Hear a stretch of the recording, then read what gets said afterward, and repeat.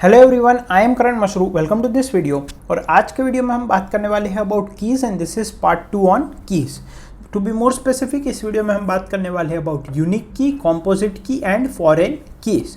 So first of all let us start with unique keys. Okay, unique keys. So what is the meaning of unique keys? So unique keys जो है they help to identify a tuple uniquely from the relation और the table. मतलब कि कोई भी दो tuples की unique keys के जो एट्रीब्यूट्स होंगे वो सेम नहीं हो सकते। Unique key attributes will be unique for all the tuples in the relation, but the catch is it can have null values. Okay, so unique key attributes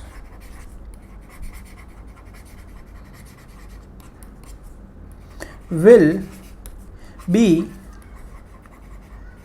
unique for each tuple in relation।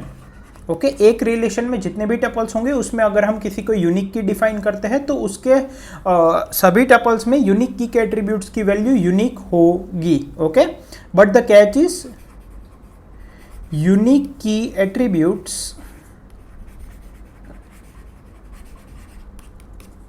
can have null values।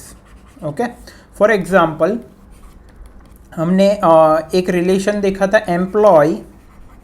Okay, late से उसमें पहला है employee ID, second is name, third is phone number and the last one is let's say department.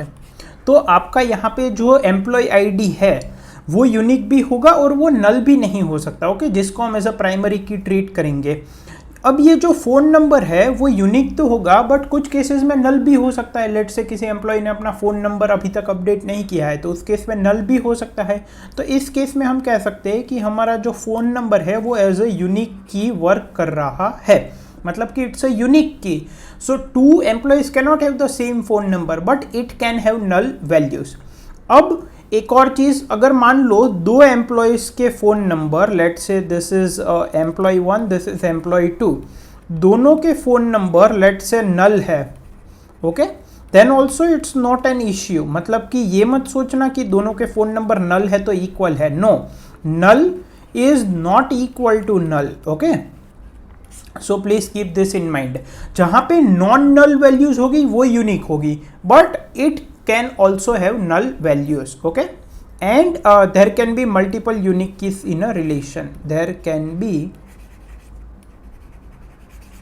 Multiple unique keys in a relation. ठीक है, clear है? Now let's move on to the composite key। composite key in simple words, composite key का मतलब क्या होता है? अगर कोई भी की है जिसमें मोर देन वन एट्रीब्यूट है तो उसको आप बोलते हैं composite key। ओके, सो की having more than one attribute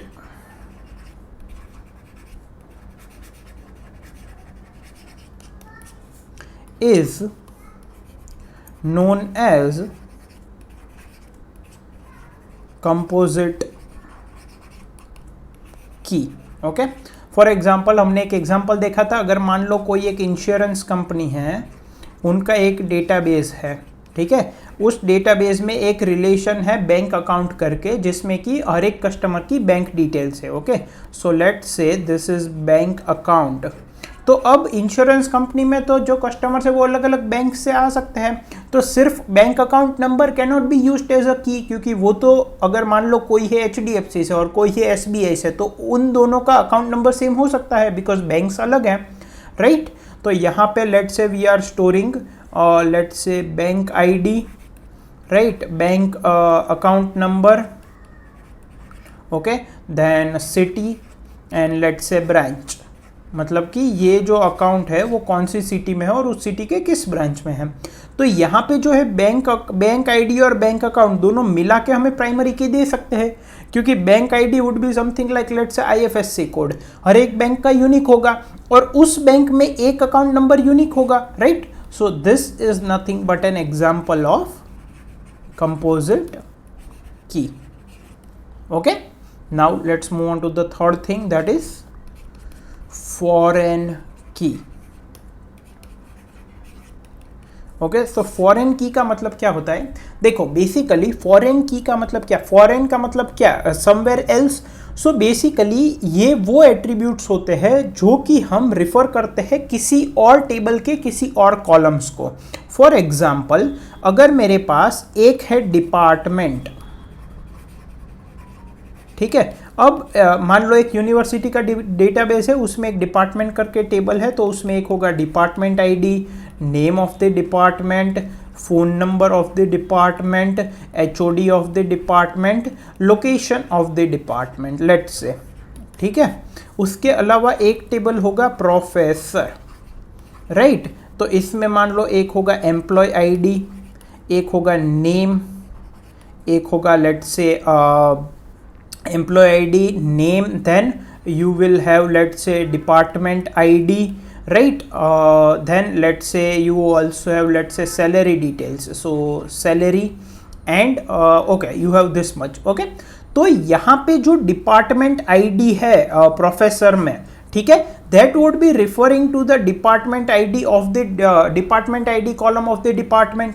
मतलब कि प्रोफेसर की ऐसी डिपार्टमेंट नहीं हो सकती, मान लो प्रोफेसर की किसी की डिपार्टमेंट आईडी है 10 और वो डिपार्टमेंट आईडी वाला डिपार्टमेंट ही नहीं है in the department relation, then that is not valid. So this attribute is referring to department ID in department. Also, this HOD attribute is referring to the employee ID in the professor relation, क्योंकि जो भी HOD होगा वो कोई professor ही होगा, right. So it is referring to the employee ID attribute of the professor table. मतलब कि यहाँ पे अगर मैं कोई ऐसी वैल्यू इनपुट करूँ जो कि किसी के प्रोफेसर आईडी के एम्प्लॉय आईडी से मैच ना करे, then that would be invalid. Okay, so यहाँ पे ये डिपार्टमेंट के लिए ये जो HOD है ये क्या है, ये फॉरेन की है which is referring to employee ID of the professor table. Okay, और यहाँ पे प्रोफेसर टेबल के लिए जो डिपार्टमेंट आईडी है, this is a foreign key which is referring to the department ID of the department table. So foreign key क्या है, it is a attribute which is referring to some attributes और set of attributes in another relation. Okay, so we can write, suppose there are two relations, let's say relation R1 has a set of attributes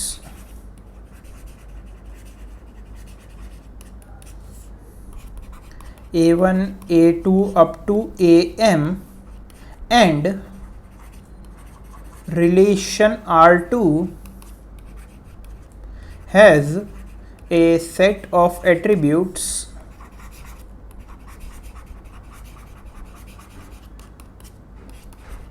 B1, B2 up to BM, such that domain of AI is equals to domain of BI for all I from 1 to M, and attributes A1, A2 up to AM are used to refer to tuples are used to refer to, I can say are used to refer to attributes B1, B2 up to BM in tuples of R2, then this set of attributes A1, A2 up to AM is called foreign key in R1, referring to R2। इसका क्या मतलब है, अगर एक relation है R1 जिसमें कि एक सेट ऑफ एट्रीब्यूट्स है A1 A2 up to AM और एक रिलेशन है R2 जिसमें कि सेट ऑफ एट्रीब्यूट्स है B1 B2 up to BM, अगर ये A1 A2 AM ये मिला के अगर ये एक फॉरेन की बन रहा है, then the domain of this AI must be equal to BI, and this set of attribute is used to refer to this set of attributes in some tuple of R2. Okay, so that's then this is known as a foreign key. जैसे कि यहाँ पे HOD जो है that is used to refer to employee ID, so this department table is referring to the professor table. Okay, so here R1 is known as referring table or relation and R2 is known as referenced relation or table. Okay, or you can also say it is known as parent table. Okay, and this set of attributes in R2 B1 B2 up to BM is known as parent key also. Right, so this is the concept of foreign key. Now अगर R1 की एक foreign key है which is referring to a set of attributes in R2, तो वो जो set of attributes है in R2 must be either primary key और unique key of R2. Okay, so a foreign key of one relation must refer to primary key और unique key of referenced relation. Okay, वो primary key या unique की होना चाहिए, क्योंकि इसके पीछे लॉजिक क्या है, देखो वो की तो होना ही चाहिए, बिकॉज अगर मान लो वो की नहीं है, फॉर एग्जाम्पल यहाँ पे मैं HOD में मान लो HOD नेम स्टोर करता हूँ and it is referring to the name attribute of professor. अब नेम की नहीं है, दैट कैन बी रिपीटेटिव, तो अगर नेम है ABC then it is referring to which professor, let's say there are 5 professors with the name ABC, right? So that's why it is referring to primary key और unique key of the referenced relation. Okay, also a table और a relation can have multiple foreign keys. Okay, multiple foreign keys. Okay, now another thing, जो हमारा foreign key है, right, which is from the referring table to the reference table. यहाँ पे referring table और reference table same भी हो सकता है. Okay, so foreign key can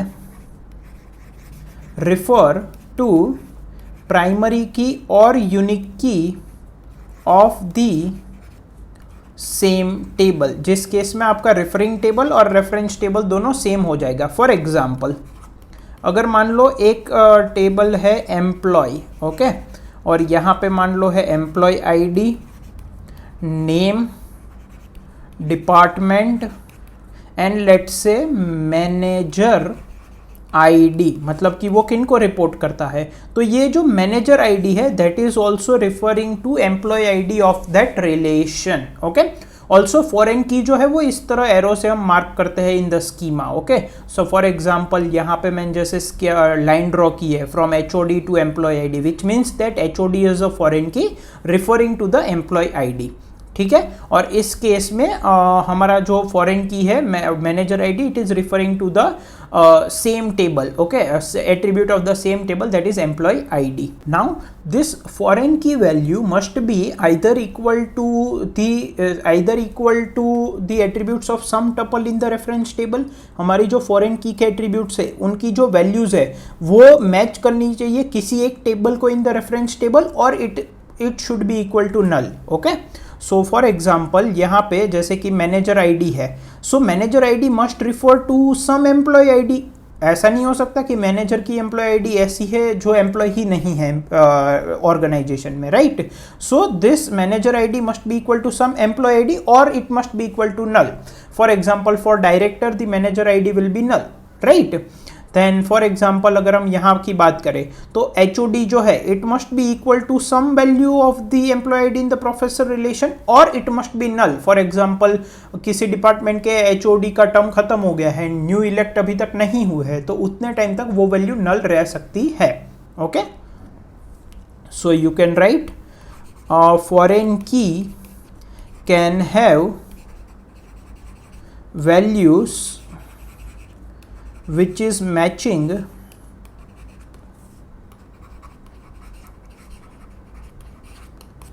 exactly one tuple,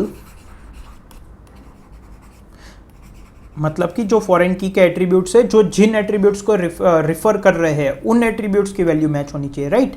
so foreign key can have values which is matching exactly one tuple in the referenced table or it should be null. Okay, so for example manager ID is equal to null in case of director of the organization.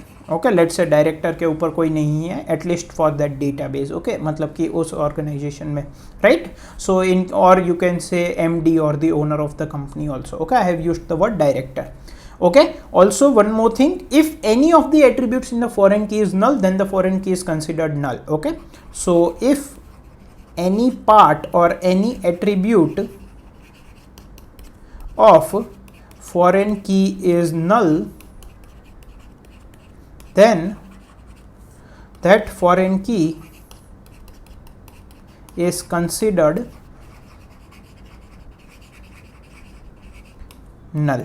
Okay, so let's say कोई foreign key है जिसमें कि multiple attributes है, अब उसमें से कोई एक एट्रीब्यूट भी नल है, then we say that foreign key is null because now you cannot say for example अगर एक फॉरेन की है जिसमें कि 3 एट्रीब्यूट्स है जिनकी वैल्यू है A, B एंड नल, ठीक है ना।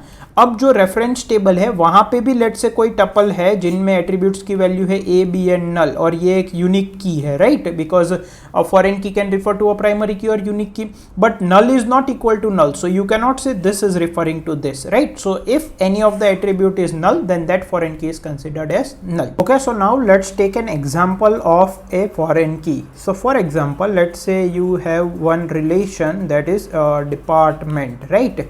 So here the information about the department will be stored.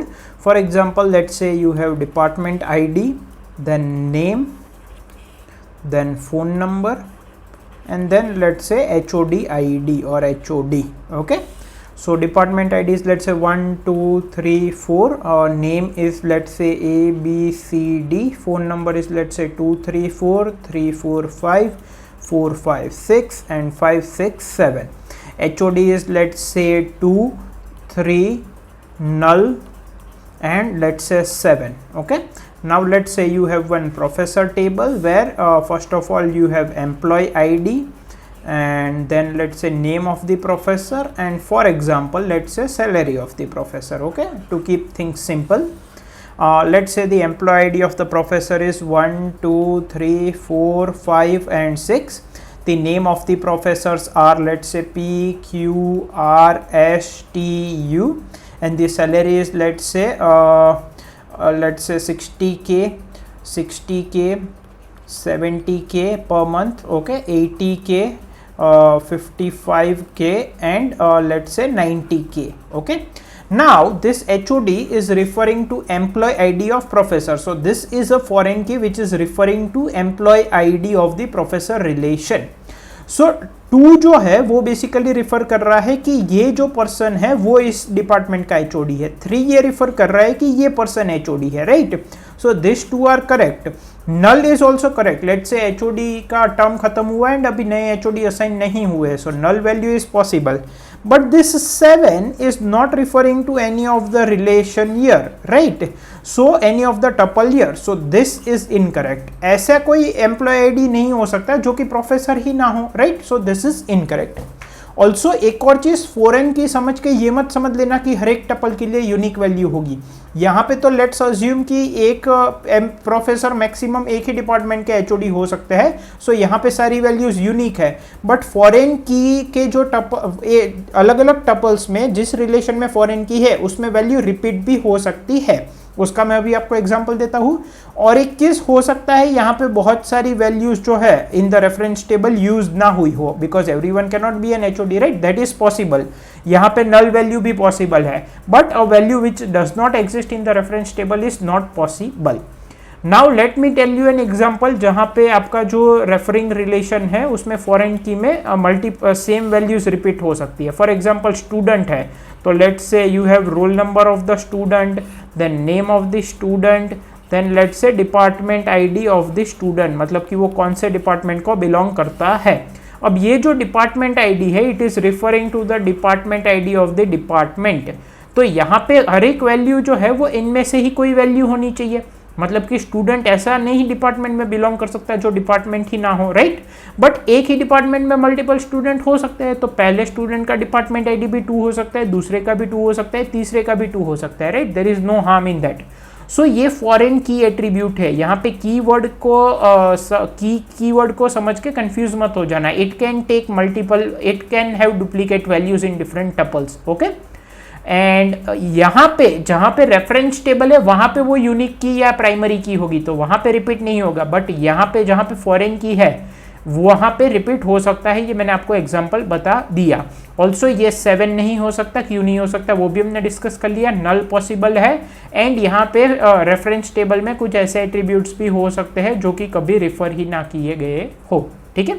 So this was all about the foreign keys, and from this video we completed the keys part. In the next video हम keys के ऊपर कुछ question करेंगे and gate के PYQs करेंगे। Thank you.